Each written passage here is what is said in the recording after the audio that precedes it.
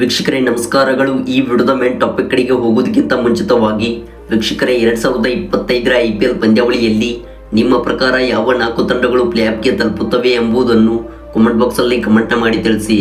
ಹೌದು, ನೀವು ಮಾಡುವ ಪ್ರತಿಯೊಂದು ಕಾಮೆಂಟ್ಸ್ಗಳು ಕೂಡ ಮಹತ್ವದ ಕಾಮೆಂಟ್ಸ್ಗಳಾಗಿರುತ್ತವೆ. ಹಾಗೆ 4 ತಂಡಗಳ ಪೈಕಿ RCB ತಂಡವೂ ಕೂಡ ಇದ್ದರೆ ಈ ಕೂಡಲೇ ಈ ವಿಡಿಯೋಗೊಂದು ಲೈಕ್ನ ವ್ಯಕ್ತಪಡಿಸಿ. ಇನ್ನು ವೀಕ್ಷಕರೇ, ಈ ವಿಡಿಯೋದ ಮೇನ್ ಟಾಪಿಕ್ ಕಡೆಗೆ ಹೋಗುವುದಾದರೆ 99% ಸೋತಿರುವ ಪಂದ್ಯದಲ್ಲಿ ಚಮತ್ಕಾರದ ಗೆಲುವು ಕಂಡಿತು.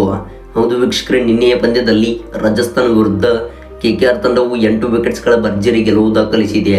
ವೀಕ್ಷಕರೇ, ಈ ಒಂದು ಪಂದ್ಯದ ಸಂಪೂರ್ಣ ಹೈಲೈಟ್ಸ್ ಇಲ್ಲಿದೆ. ಹೌದು, 2025ರ IPL ಆವೃತ್ತಿಯ 6ನೇ ಪಂದ್ಯದಲ್ಲಿ ರಾಜಸ್ಥಾನ್ ಹಾಗೂ KKR ತಂಡವು ಎದುರಾಗಿದ್ದವು. ಇನ್ನು ವೀಕ್ಷಕರೇ, ಈ ಒಂದು ಹೈ ವೋಲ್ಟೇಜ್ ಪಂದ್ಯದಲ್ಲಿ ಟಾಸ್ ಗೆದ್ದಂಥ KKR ತಂಡವು ಮೊದಲು ಬೌಲಿಂಗ್ ಆಯ್ದುಕೊಂಡಿತು.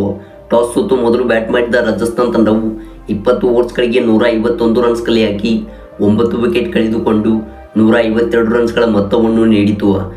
ಬಳಿಕ ವೀಕ್ಷಕರೇ, ಈ ಗುರಿ ಬೆನ್ನಟ್ಟಿದ್ದ KKR ತಂಡವು 17.3 ಓವರ್ಸ್ಗಳಿಗೆ 153 ರನ್ಸ್ ಕಲೆ ಹಾಕುವ ಮೂಲಕ 8 ವಿಕೆಟ್ಸ್ಗಳ ಭರ್ಜರಿ ಗೆಲುವು ದಾಖಲಿಸಿದೆ.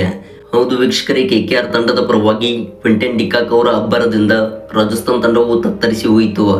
ಕ್ವಿಂಟನ್ ಡಿಕಾಕ್ ಅವರು ಎದುರಿಸಿದ 61 ಎಸೆತಗಳಲ್ಲಿ 8 ಬೌಂಡ್ರಿ ಹಾಗೂ 6 ಸಿಕ್ಸರ್ ಸಮೇತ 93 ರನ್ ಬಾರಿಸಿ ನಾಟ್ಔಟ್ ಆಗಿ ಉಳಿದರು.